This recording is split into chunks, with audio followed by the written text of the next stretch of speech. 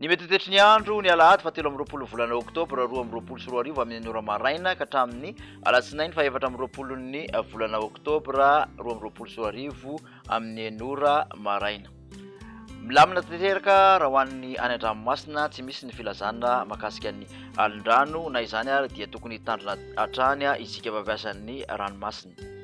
Hoan'ny morontsiraka atsinanana Cap d'Ambre hatrany Cap Ouest andorana mitsitokotoko ny tapany atsimo omaina kosa any akafa ho avy atsimo somary atsimo atsinanana ny rivotra ka ho manodidina ny 7 ka hatramin'ny 20 kilometatra isan'ora hatratra 7 kilometatra isan'ora kosa indraindray any amin'ny tendrony avaratra adiny mpanonja nanotra be ny ranomasina avy ny onja 1 ka hatramin'ny 1.5 metatra.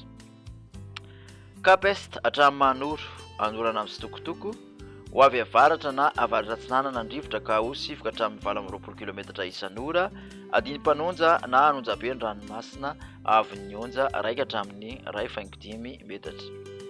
Manoratra ny taolany aro andrahoana vitsy na ibalika ny masoandro ho avy avaratra na avaratra atsinanana ny rivotra ka ho 7 ka hatramin'ny 20 kilometatra isan'ora hatratra 7 kilometatra isan'ora kosa manakaiky ny taolany aro adiny mpanonja na anonja be hatrany ny ranomasina avy ny onja 1 ka hatramin'ny 2 metatra.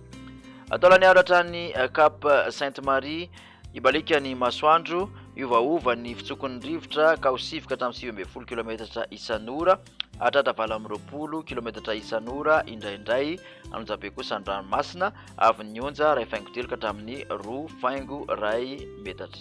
Morontsiraka andrefana Cap Sainte-Marie hatrany Cap Saint-Vincent ibalika ny masoandro ho avy andrefana amin'ny Cap be ny rivotra ka ho 7 ka hatramin'ny 7 kilometatra isan'ora adiny mpanonja na anonja be hatrany ranomasina avy ny onja 1 ka hatramin'ny 2.2 metatra.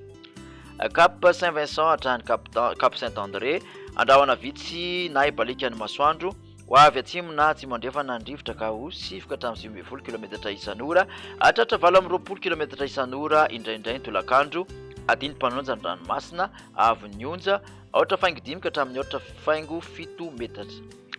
Cap Saint-André hatrany Analalava izy tandrifin-drahona ny maraina omaina kosa ny akoatr'izay. Iovaova ny fitsokon'ny rivotra ny maraina ka ho 7 kilometatra isan'ora ho avy avaratra andrefana kosa ny tolakandro ka ho 7 ka hatramin'ny 20 kilometatra isan'ora. Ho tony ny ranomasina avy ny onja 8.2 ka hatramin'ny 8.5 metatra. Analalava hatrany Cap d'Ambre omaina amin'ny ankapobeny ny andro ho avy atsimo atsinanana ny rivotra any amin'ny tendrony avaratra ka ho 7 ka hatramin'ny 20 kilometatra isan'ora. Iovaova kosa ny akafa ka ho 7 ka hatramin'ny 7 kilometatra isan'ora ho tony ny ranomasina avy ny onja ho latsaky ny 8.9 metatra.